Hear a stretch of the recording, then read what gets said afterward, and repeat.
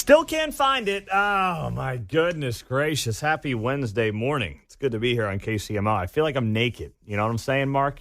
Wear that wedding ring for a while, and I can't find mine for now a day and a half, and I feel like you're walking around without underwear on. Yeah, it's a weird feeling. It's a weird feeling. And I'm somebody who I don't wear it when I sleep. I don't frankly like things on my hands and my wrists. I just don't. That's why I took my wedding ring off to begin with.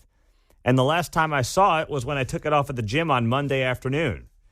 And I went back to the gym. I traced my steps back to a gas station I went to after the gym before I went home. You know, I had to fill up my tires, and it's not there. I looked all over the house. Some of you are telling me to wait till my dog poops next. Maybe I'll do that, but I can't find it. So going on now, day 2, trying to figure out where the heck that thing is. I'm not liking my chances, but I'm trying hard here, John. Doing my best. Have you turned in circles saying nothing is lost in the kingdom of heaven? That works sometimes. You know what? I'm going to do that this afternoon. Might as well try. Huh? I got nothing to lose at this point.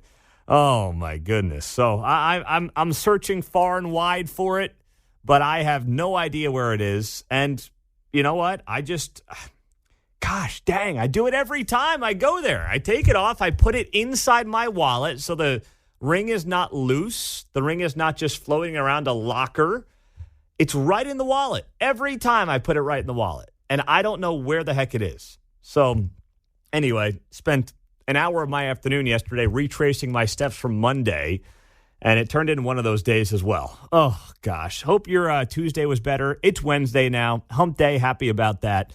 And we appreciate you being here on KCMO Talk Radio. Now, yesterday's news, this piqued my interest, and it's got nothing to do with anything happening here in Kansas City, but it applies to something that will be happening in Kansas City.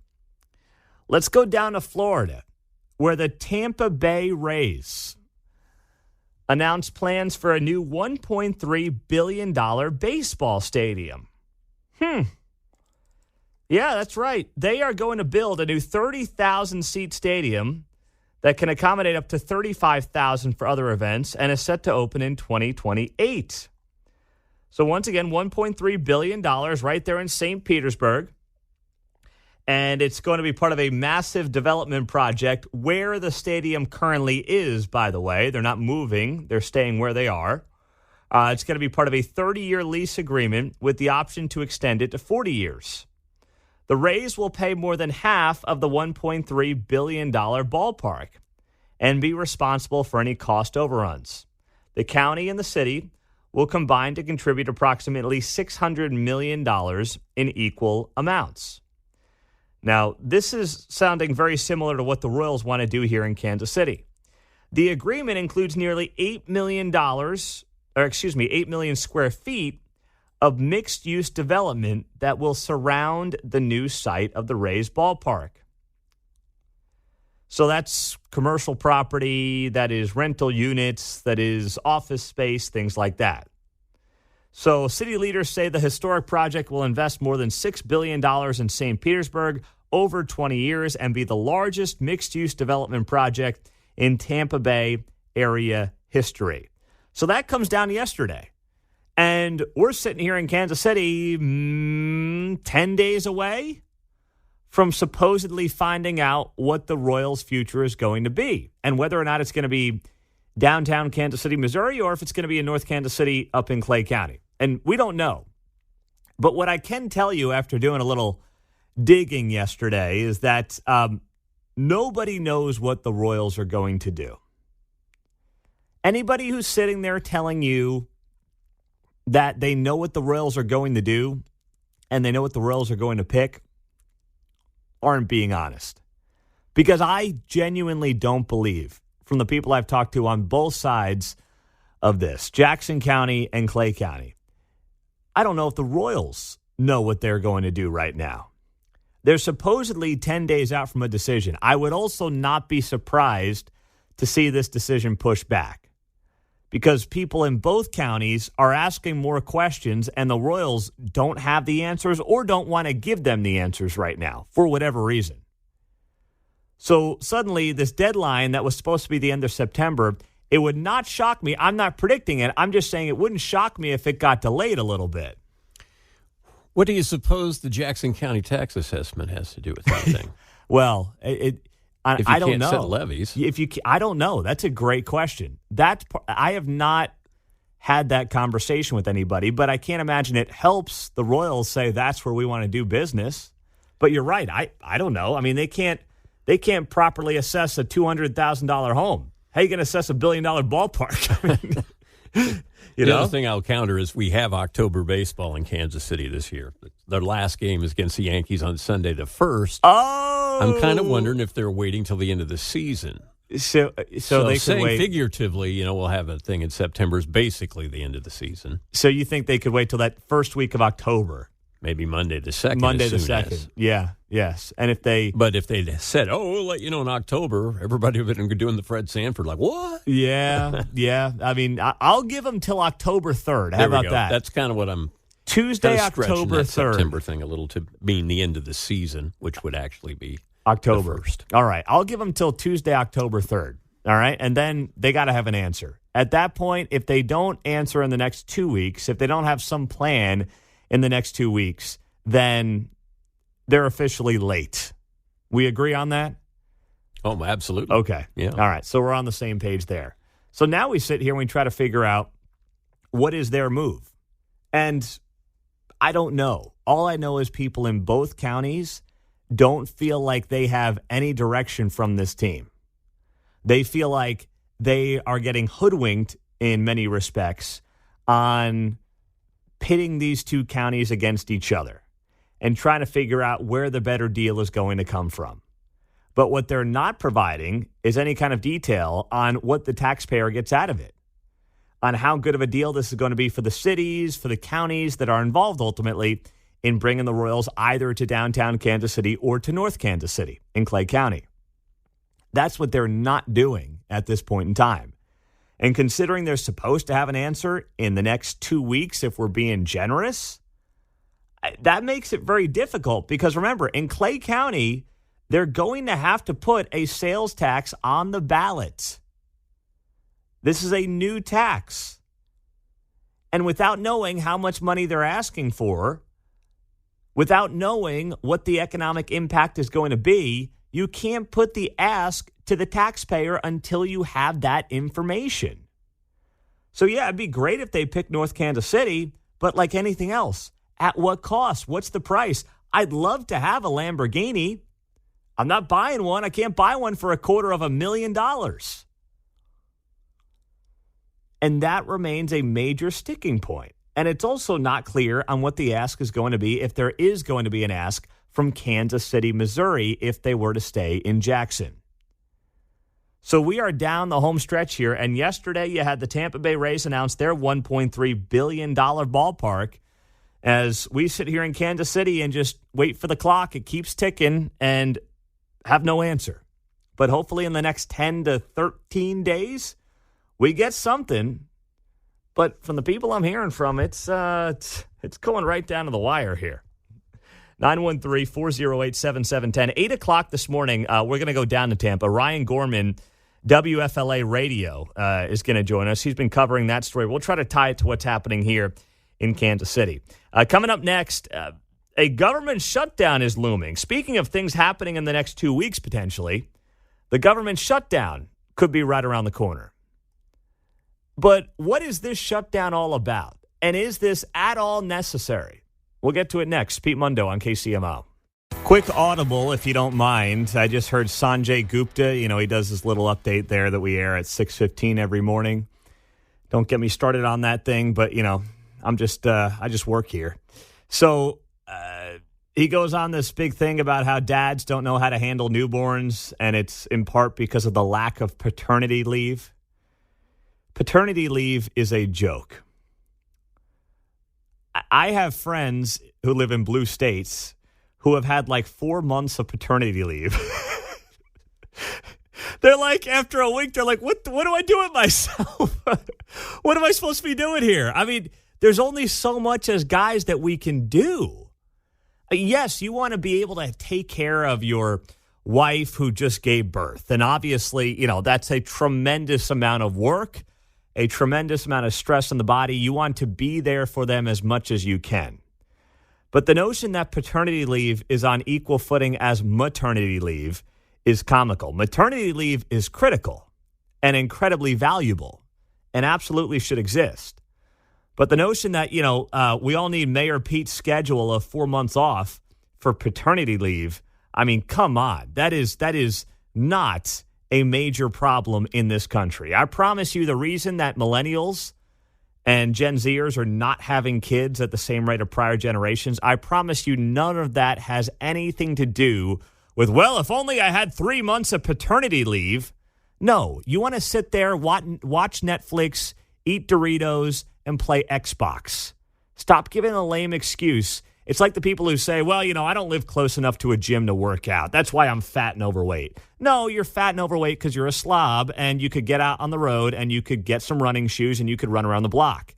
You're finding excuses.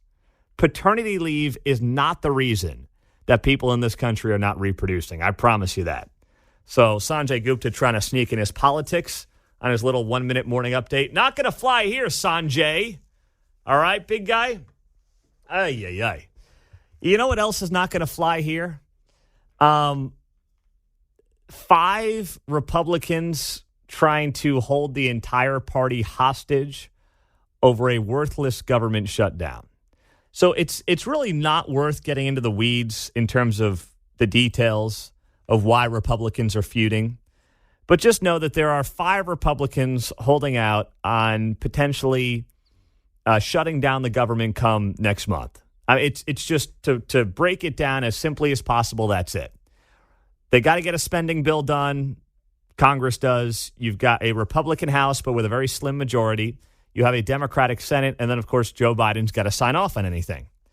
And because the Republicans have a very slim majority because of the debacle that was 2022, they got to make sure that they all stick together.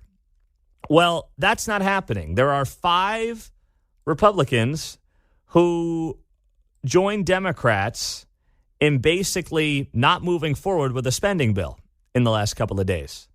These Republicans, thankfully none of them are local, Dan Bishop in North Carolina, Ralph Norman in South Carolina, Andy Biggs in Arizona, Matt Rosendale in Montana, and Ken Buck in Colorado.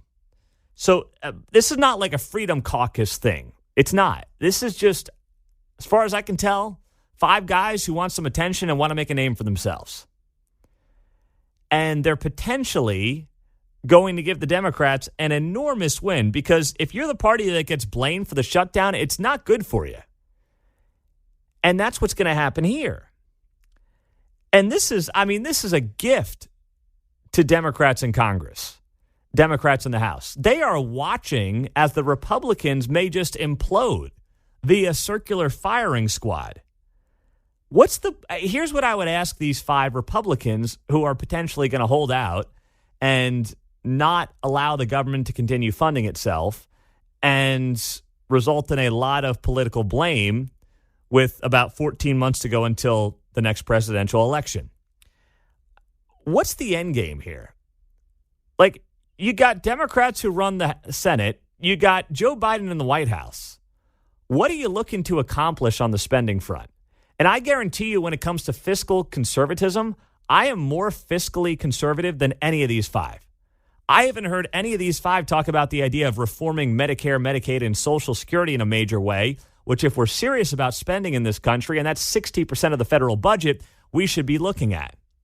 Like doing this like dog and pony show, which is really what it comes across as for your own potential political gain, does not do the country any good, and it doesn't do the Republican Party any good. One of these guys, Matt Rosendale, was on Fox News Rundown this morning, which airs at 5 a.m. here on KCMO, and here's part of what he had to say in this back and forth on Fox. It has to go through the Senate, which you've said obviously is run by Democrats, and you have a president who would have to sign it, and he's a Democrat. You have to work with Democrats, don't you, at some point? What I will tell you is you're never going to get anything past the Senate if while the ink is still wet on a piece of legislation, you go over to the White House and you start negotiating the very people that elected you to be the speaker. That's part of what Matt Rosendale had to say, one of these 5 holdouts. He didn't answer the question. He's a politician. He's a political schmuck. The question was very clear. You need to get something through the House that Democrats passed. You got to put the pressure on them. You got to put the pressure on Joe Biden to sign what you send to them. Don't you? And then he just complains about Kevin McCarthy going to the White House or something like that. That wasn't the question. So now we're sitting here wondering, are 5 Republicans, and these are not, the Freedom Caucus guys. Let's be very clear. It's not your Chip Roys of the world, Byron Donalds of the world. It's not those guys. Those guys get it. Those guys who I agree with, and by the way, they were the ones who were pushing back against Kevin McCarthy as Speaker of the House a few months back, but they get it. They're not dopes. These guys, I don't know what their end game is here, but it certainly is not looking out for the future of the party, because you're going to make big change. You want to make big spending cuts and big change, you have to set yourself up for a massive victory next fall in 2024. That's the only way anything's going to happen. For those of you, including myself, who are concerned about $33 trillion in debt, and that's the number that we crossed the other day, $33 trillion. This is peanuts, what we're haggling over right now. So taking a political loss over peanuts is a complete waste of time. But if your end game is to get attention and, get interviews on TV and radio and things like that and further your own political career at the expense of your own political party, then be my guest. This is great for you. News is coming up in 2 minutes. After that, a Kansas City mom is suing Hyundai over a burglary. We'll get to that coming up. Let me ask you, all right, you wake up in the middle of the night and you see somebody breaking into your vehicle. What do you do? Do you, 1, call 911? Do you, 2, go try to confront said robbers of your vehicle without any type of weapon to help you? Of those 2 options, which one would you choose? I know it's only 6:35 in the morning, but this should not be a very difficult question to answer, even if you haven't had your coffee yet.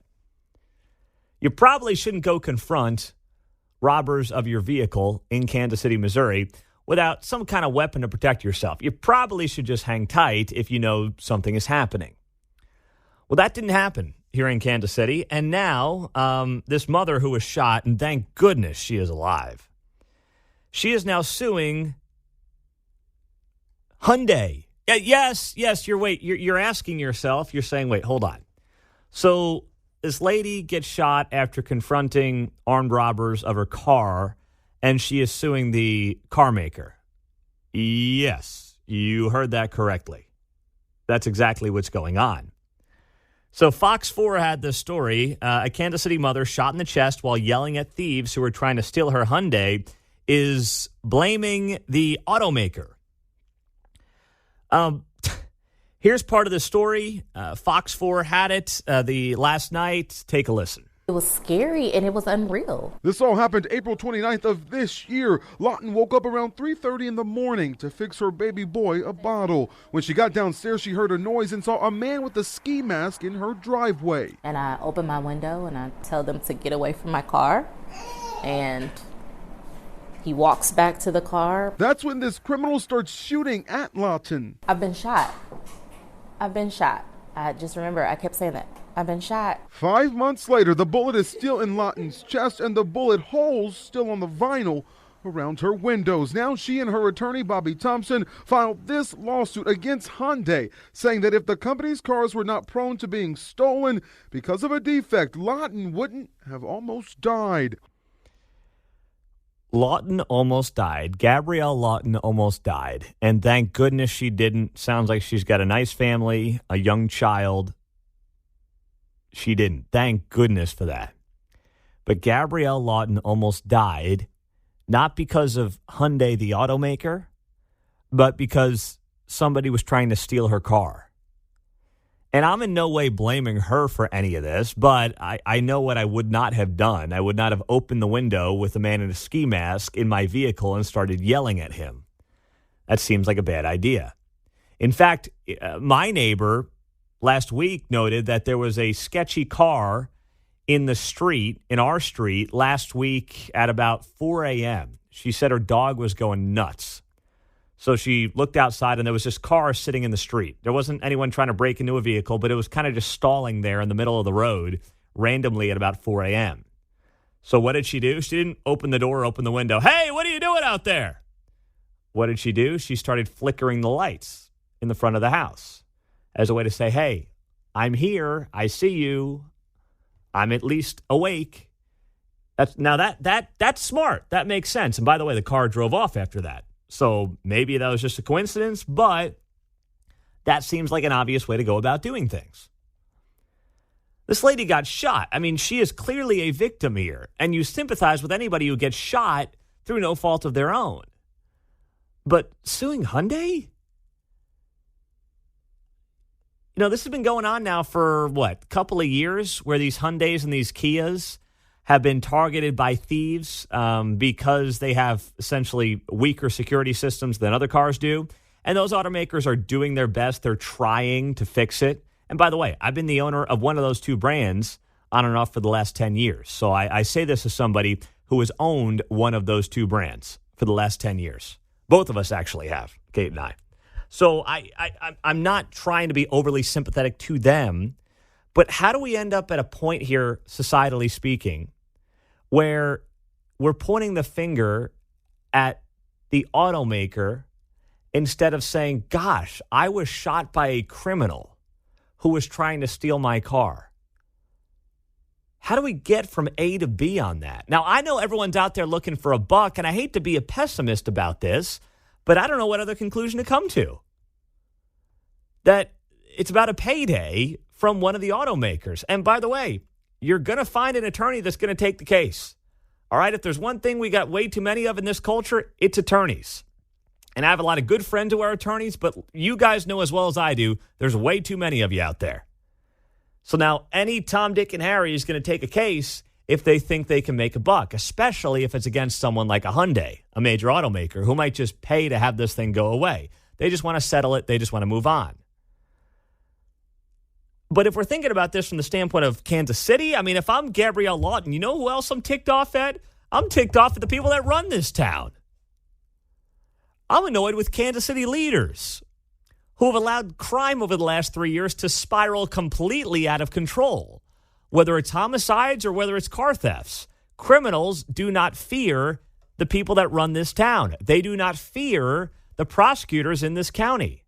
They do not fear because they understand that in a city down 300 cops, they got a good chance of getting away with stuff. This city doesn't even have a jail to send these people to. They got to ship them an hour and a half out of town. I would have a very long list if I was Gabrielle Lawton of people I was bothered by and annoyed with and upset with that resulted in me ultimately getting shot in my own home. And Hyundai would be very far down that list. Like, what if she said, here's the thing. I'm just thinking about this now at the top of my head. If you're going to say Hyundai is responsible for this crime because, they have these cars and their security systems are weak, and Kias and Hyundais have been the target of criminals in major American cities for the last, 12 to 18 months. If that's true, and if you're going to blame Hyundai for this, I think you have just as strong a case against the city, right, that has allowed this criminal enterprise, this criminal mentality to flourish over the last 3 years. I think you have just as good a case against the city here. If you want to find somebody to blame outside of obviously just the criminals, 913-408-7710. That's also the text line here on KCMO Talk Radio, 710 AM and 103.7 FM. On the text line, Pete, that's the mentality of today's society. It's always someone else's fault. And some slick lawyer found a way to potentially get a quick and easy payout. I mean, that's certainly how it feels. Jim is out east. What's up, Jim? Good morning. Yeah, good morning, Pete. I thought the police department got in touch with the Kia and the Hyundai people, and they provided the club for free. That's right. That So, was a few months ago we were now- offering. now We were talking about that. Now it's on her because she didn't go get this anti-theft thing. Yes. I forgot about that Yeah. part of it. Several departments did that. Yes. Including Kansas City. Including Kansas City. So it was offered, and she didn't take it. Yeah. That's a great point. Well, the Fox 4 article forgets to note that conveniently, Jim. I'm glad you brought that up. I forgot about that, John. I didn't hear any end date for that, so that may potentially still exist. Mm-hmm. I'm going to look that up. Hold on. This is May 31st of this year. Right. KCPD.org. KCPD offers free steering wheel locks to Kia Hyundai owners. The locks will be available Monday to Friday, 9 to 3 p.m. The Hyundai's listed here. I mean, there's a ton of models, a bunch of Kias as well. Certainly. It doesn't affect all. Exactly. No. But yeah. But there's got to be a dozen models of Hyundais here listed, and then half a dozen Kias. And by the way, it's like, for Hyundai, it's the 2011 to the 2022 Accent. So it's like a 10 years worth of a model of car that you can go get this free anti-theft lock for. Wow. I'm glad you guys brought that up. That's good. 913-408-7710. I mean, I feel awful for this mother. Thank goodness she's alive.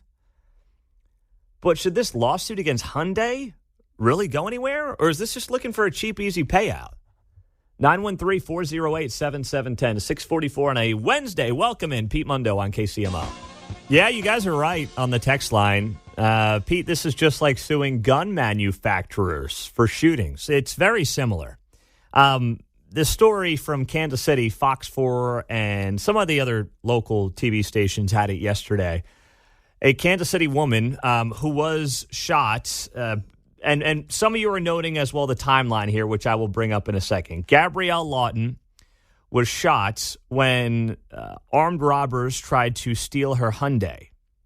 And she opened the window at 4 a.m. as she was going to get her 5-month-old a bottle. She saw them in her driveway trying to steal her car, and she opened the window and started yelling at them. Well, one of them ultimately ended up shooting her, and the bullet landed in her lung. Now, she's still alive, thank goodness. She appears to be doing well, but the bullet's still in her body, and she is suing with her attorney, obviously, Hyundai over this, because Hyundai and Kia have been targets of burglars because they don't have this anti-theft device that other cars have. Certain models don't have it. So, like, Kansas City has also sued Hyundai and Kia. St. Louis has done it as well. It's been a big thing over the last 18 months or so. And this started because it became a TikTok thing. It went viral on TikTok on how to steal Hyundais and Kias. They were susceptible to theft. And now something like 45% of the cars that are stolen in Kansas City are Hyundais or Kias. So it's a bad look for those companies. That being said, if you're going to blame the car maker for this, then you also got to say, hey, why don't we sue the gun manufacturer of the gun that, made the weapon that ultimately shot Gabrielle Lawton, right? I mean, if you're going to go down that road, you could file a lot of lawsuits against a lot of companies here. Perp may have had a sports drink right before that and just got the adrenaline going. Yeah. Maybe that. Yeah, sue Monster, right? I agree with you there. Could be. Could be. Now, some of you have noted we had a caller who brought up the fact that, Kansas City is offering free steering wheel locks to Kia and Hyundai owners. This shooting was back in April, and the giveaway started in May. Mm-hmm. So if you want to note that timeline, I'll give you that. That's fair.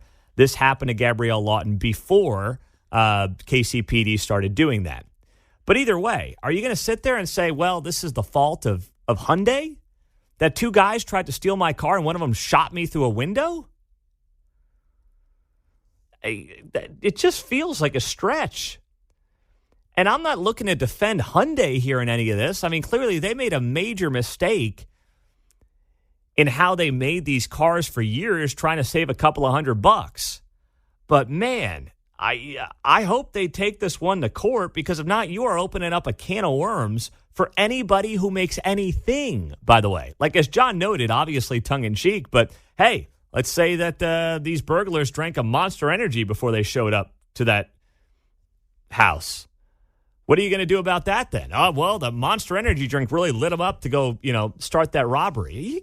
You have to draw the line somewhere. Individuals have to be the ones responsible for these things, which is why this in large part feels like, hoping for a payday. Mike's in Gardner. What's up, Mike? Good morning. Hey, Pete. Good morning.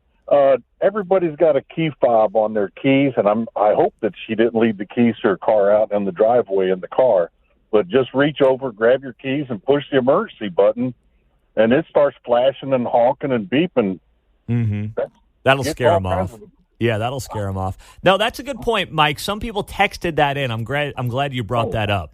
I actually had to use that a couple months ago. A guy confronted me at a gas station, and I'm in a wheelchair, so I can't really go anywhere. And he was just trying to push my buttons, and I just pushed the button. Everybody came over and said, "What's going on?" Really? You know the steering wheel block. Mm-hmm. That was great until everybody figured out how to break through that. I mean, it's an easy fix to get rid of that. So just be careful. Don't think that your car's secure with that bar. Mm-hmm. I'm not going to bring it up because it brings all kinds of attention to it, and somebody can break into a car easy. But John knows. I mean, a long time ago when those came out, everybody had one until somebody figured out an easy way to get it off. Yeah, well, some of folks, Mike, have texted in saying that their car was stolen even with one of those locks on their vehicles.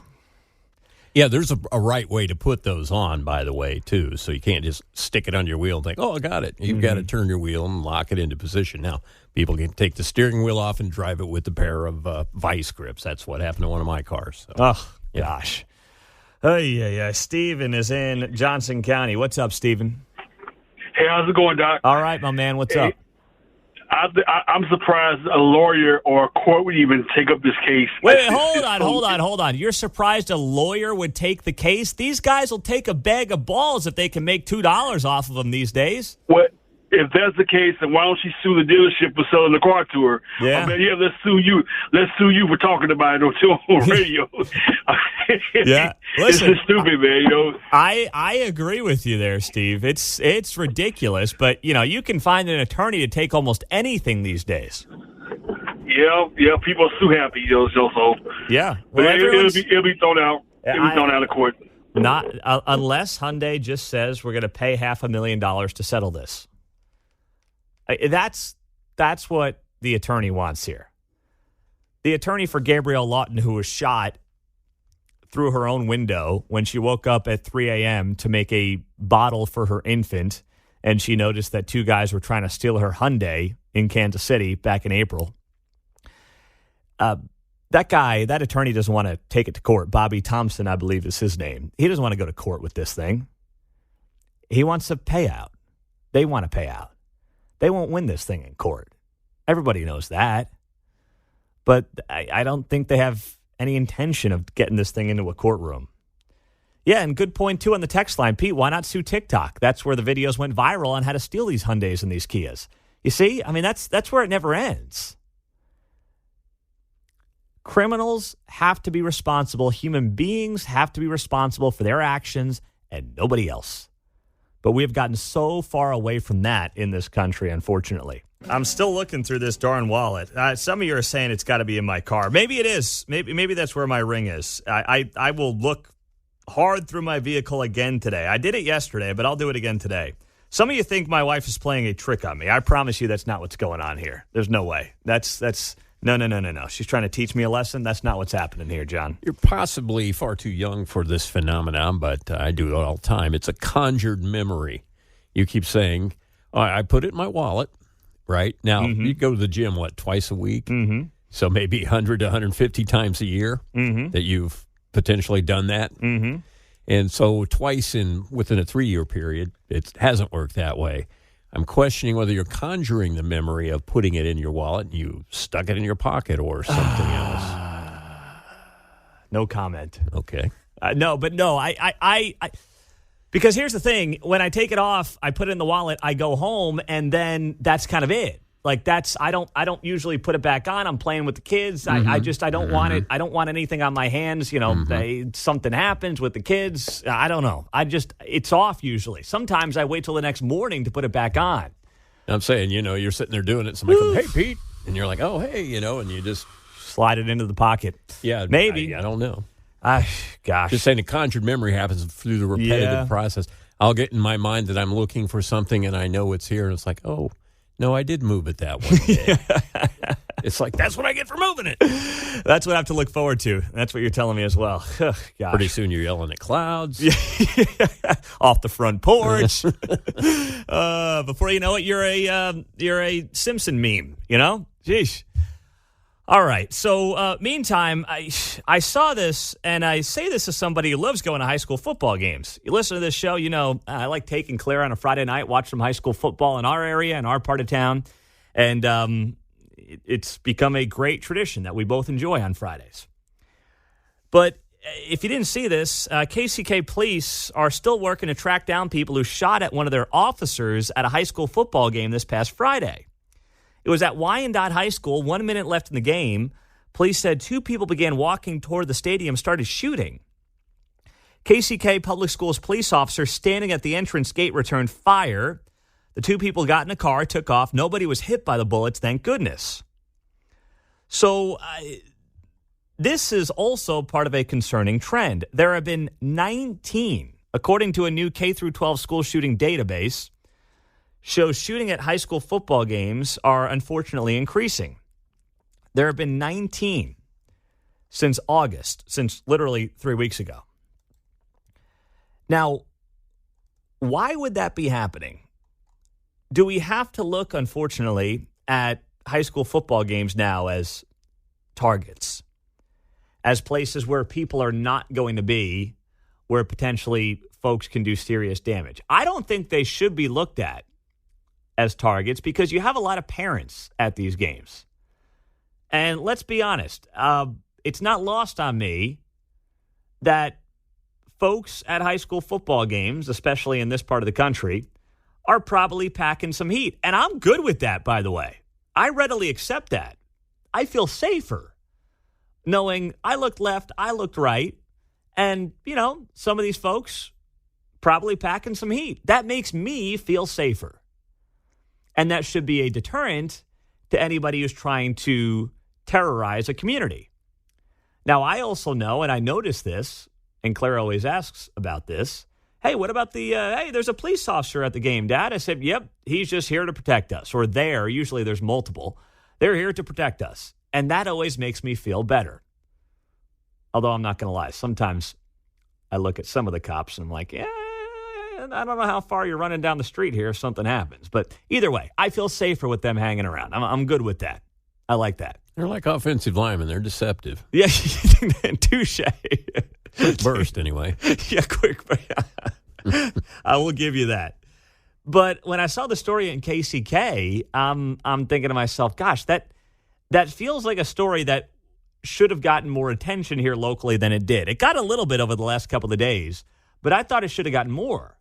Now, this is not going to deter me from going to games. No one's going to scare me, and I hope they wouldn't scare you from going to a high school football game. But I do want to make sure, and I notice it in my community, I hope you do as well. If you go to a high school game, I would hope that there is plenty of law enforcement that is at these games. Because while I believe that vigilante justice would happen in a situation, God forbid something were to take place at a high school football game, I don't want to have to rely on it. It's funny, we were at the game on Friday, and there was this one dad every time his team scored. It kind of reminded me of Mark in like 20 years. This dad, every time the team would score, he would, look over at the crowd and he would say, at the other parents in the crowd, he would say, all right, I'm going to do 2 claps and give me a Ric Flair. And he would go, woo! And the whole stadium would go, woo!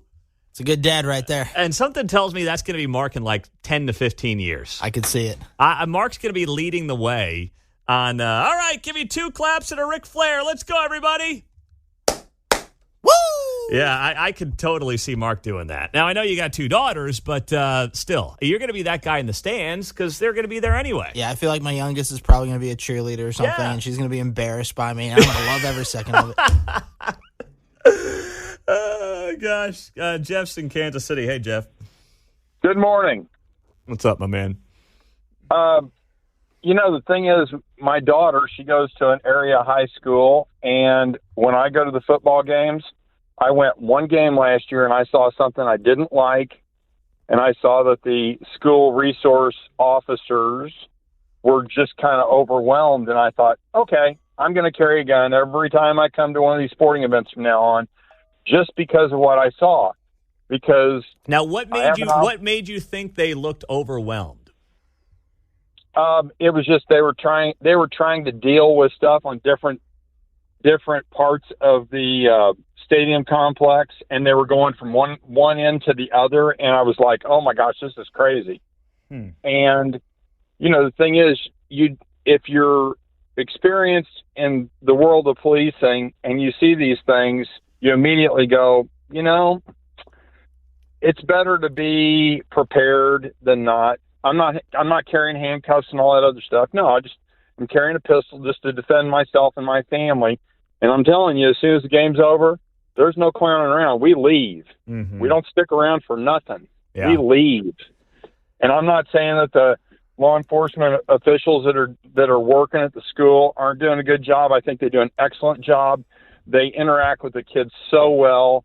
They're younger law enforcement officials, and they get along with the kids well, and they do an excellent job. Mm-hmm. No knock on them at all. But you're right. People are carrying in the stands because they're not going to be part of the victim class. No, they're not. You are exactly 100% right. Thank you, Jeff. Appreciate it, man. 913-408-7710. And nor should they be. I mean, whether it's at a high school football game, at church, I mean, it feels safer knowing that there are plenty of those folks in the stands. Frankly, you're going to need them. It's good to have them. So, just real quick, this is going viral in the last 14 minutes. Literally 14 minutes ago, 7:28 a.m. I think Donald Trump Jr.'s Twitter account was hacked. X account, I guess. Do tell. He just tweeted out F at Joe Biden, the full word, F Joe Biden, stupid ass N-word. Wow. He was hacked. Donald Trump Jr. just had his Twitter account hacked. That was tweeted out 14 minutes ago.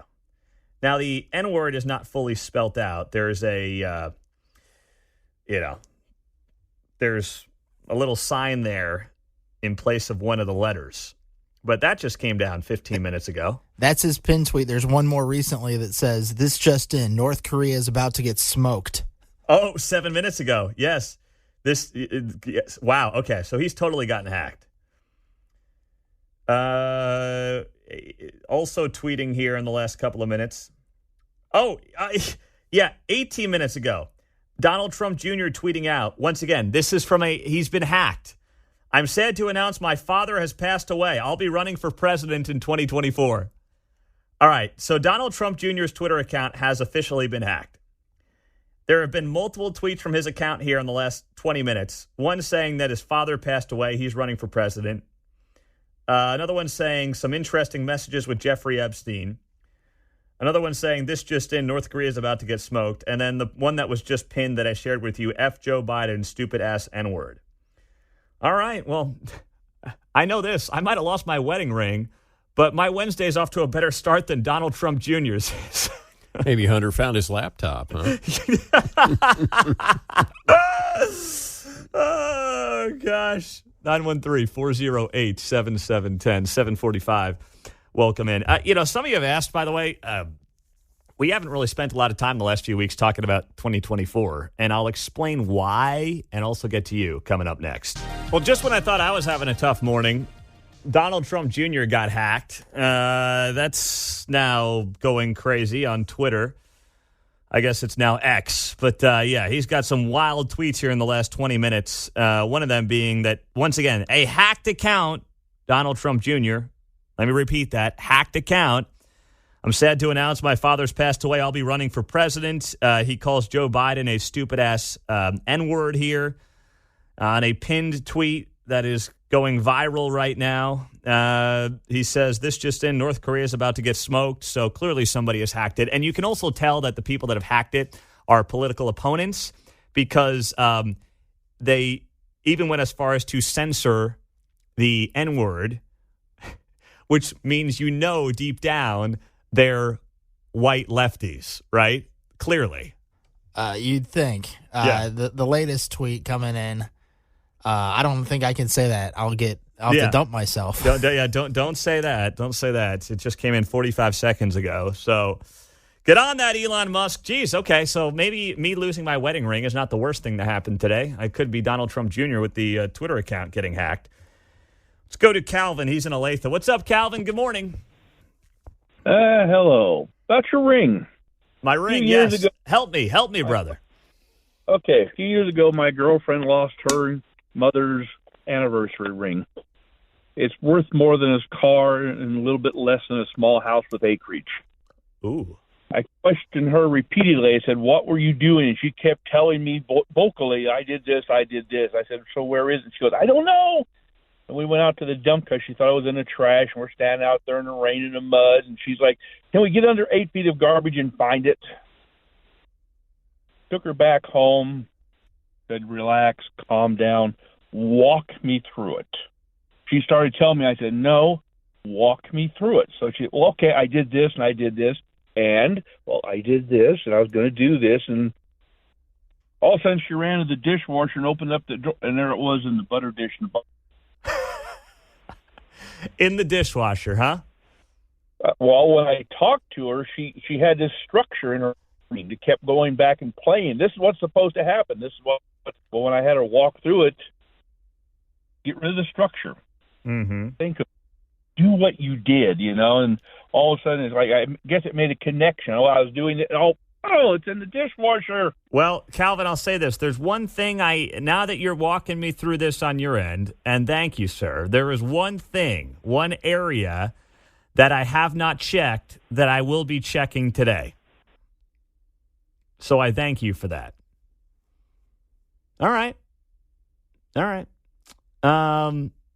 913-408-7710. Tammy's in Shawnee. Go ahead, Tammy.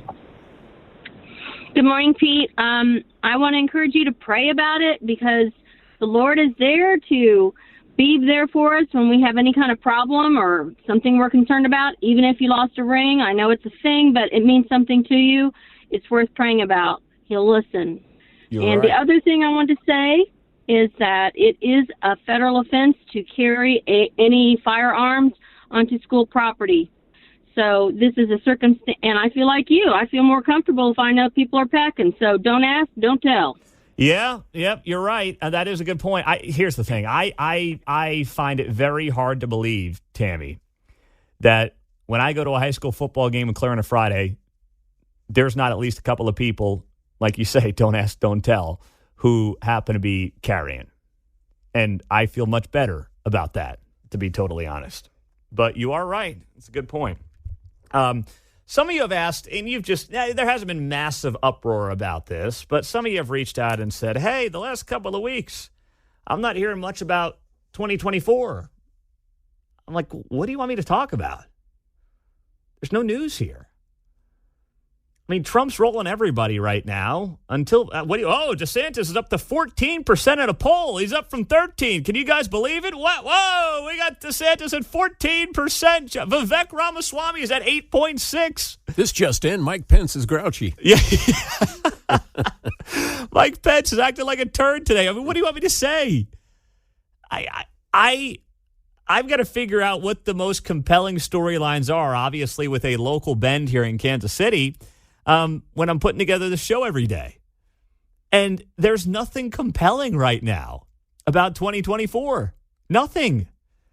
Maybe one day Joe decides he's not going to do it again. And then that gets a little interesting. Gavin Newsom, blah, blah, blah.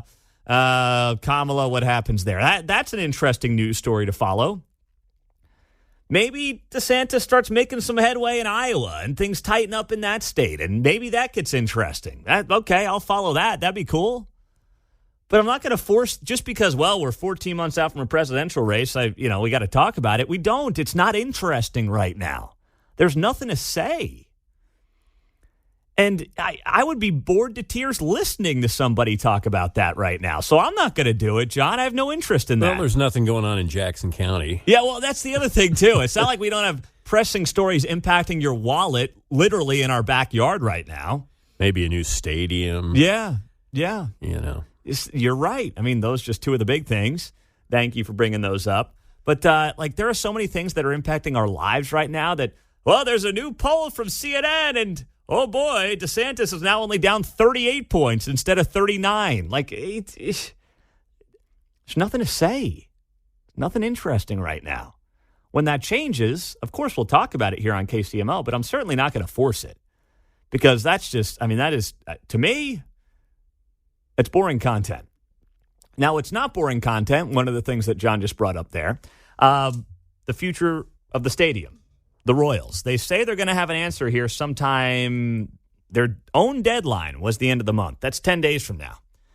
Well, interestingly, yesterday, Tampa Bay, St. Petersburg technically announced they have a new stadium for the Tampa Bay Rays.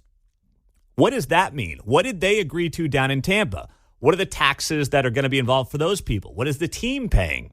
Ryan Gorman, WFLA Tampa Radio, is going to join us coming up next here on KCMO Talk Radio. 710 AM, 103.7 FM, and stream us on the KCMO Talk Radio app. I don't want it to come to that, but I do wonder, we just got done talking to Ryan Gorman, talk show host down there in Tampa, about how the Rays are looking like they're going to be staying in the Tampa-St. Pete area and not moving to Nashville or Vegas. I do wonder if push comes to shove here and the Royals don't feel like they're getting the deal that they need from Jackson County or Clay County, if they do the whole thing of, then Nashville wants a baseball team, I would hope that they would never do that.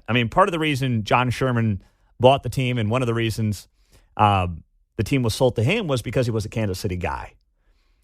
And everybody felt that was important. So I'm not suggesting that would happen, but, when you're talking about multi-billion-dollar business deals, things happen, John. Things get said. We've already done the Kansas City Omaha thing with the NBA Kings when they moved here from Cincinnati. So, yeah, been there, done that. Yeah. Bought the T-shirt. Still in his drawer, by the way. Rick's in Lafayette County. What's up, Rick?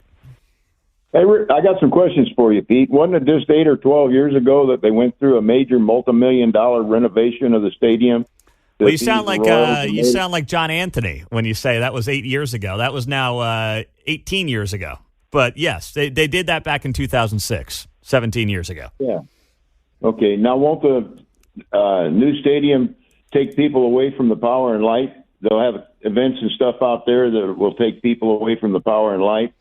Well, they say no, but I agree with you. In the end, usually how it works is dollars just get shifted from A to B. They don't, get more money, say, in the new area. It just moves from one place to another.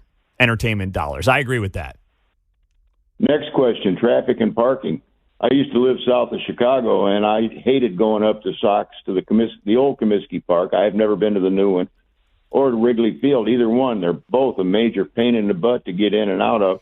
And right now, when I go downtown for concerts at T-Mobile Center, it's a major pain in the butt to get in and out of. Mm-hmm.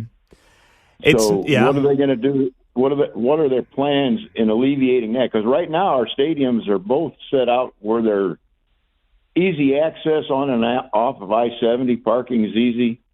They've got huge parking lots. What are they going to do about that? Well, they claim they've got the plans. They haven't really laid those out publicly, but I do know this much. If they go downtown, it would be more of an upward build, adding to parking garages. If they go to North Kansas City, they've got about 4 times the amount of land, 80 acres versus 20, to maybe build some surface area lots potentially to help alleviate those issues. But I imagine there's going to be a lot of parking garages built up north as well. Well, let's make the team better then. Yeah. And have a better record. Well, that's a good place to start there, Rick. Hey, you have a great day, my man. Thank you. Have a good day. You as well. That is, that's where I wanted to go next. So some of you are saying on the text line, Pete, the Royals should just build a $1.2 billion stadium like the Rays, split that with the taxpayer, and if they want to do, multifamily and office buildings and things like that, do that on their own. Like that, just leave that out of the deal. Now, I agree with you, by the way. If there's been one thing I've been critical of, it's like, why does the taxpayer have to worry about you guys building office space? Now, what they claim and what they say is, well, we need the revenues from those developments to invest back into the team to put a competitive team on the field. And it sounds good, and I'm somewhat sympathetic to that because baseball's economics are so screwed up and there's no salary cap. However, we just got done with a guy in Tampa. The Rays have 93 wins this year. They're 93-59. And the Rays have a payroll of $73 million. That's third lowest in Major League Baseball. The team in front of them in the AL East, they're actually not even in first place at 93 wins, is the Baltimore Orioles. They have a payroll of $60 million. The Royals have a payroll of $92 million. 50% higher than the Orioles. And they have won 50 games. The Orioles have won 95. The Rays have won 93. So the Royals can't sit here and say, well, the reason we're not competitive is because, we can't spend enough money to compete with the Yankees and the Red Sox. Well, if you look right now at Major League Baseball and the payrolls coming into the year, the Mets had the highest payroll, and they stink. They're not going to the playoffs. The Yankees are in last place. They've got the second highest payroll. They're not going to the playoffs. The third highest payroll, the San Diego Padres. They're not going to the playoffs. The fourth highest payroll, the Philadelphia Phillies. And they are in the hunt for a wild card right now. They might make the playoffs. I mean, that's the top three teams in payroll who are not making the playoffs this year. And when you look at teams near the bottom, you got the Rays, you got the Orioles. There are teams that are spending less money than the Royals who are going to be playing October baseball. And not like October baseball like the Royals who have one game on October 1st. I mean real October baseball, like playoff baseball. Milwaukee is in first place in the NL Central. And their payroll is $118 million. That's only 4 spots ahead of the Royals, who are 23rd in Major League Baseball in payroll. You get the point. There's not going to be a lot of sympathy, and this season is not working out for the Royals when you see teams like the Rays and the Orioles and others with payrolls that are, not all that high, ending up playing real October baseball. The woe is me, we're not wealthy enough, we can never compete thing. Well, there's clearly some other major issues on the baseball side of things that result in a team winning 50 games so far this year. It's not all money. You can't blame it all on money. And that's where, the notion of, we need the taxpayers' help to build office space. I am open to the Royals. I know they're moving. I understand the K is going to be gone. And of the two options, I think the Northland works out a lot better. But, the woe is me, poor us routine is not going to fly well with the taxpayer right now.